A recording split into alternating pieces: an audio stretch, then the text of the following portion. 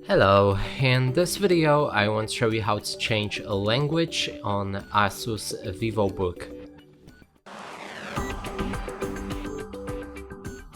And to do this we'll need to click on the start, then go for the settings and inside find time and language settings.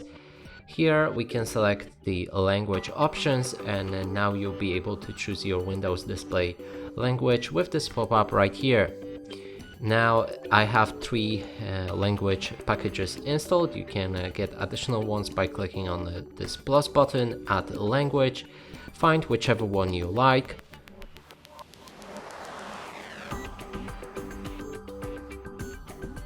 Click on next, and here you can also select this specific language to be your Windows display, and then simply click on install. It will begin to download the package. And one last thing, if this does not work for you, is to go through administrative language settings, and in the formats select your preferred language with this pop-up right here, and also in administrative you can change system locale right here.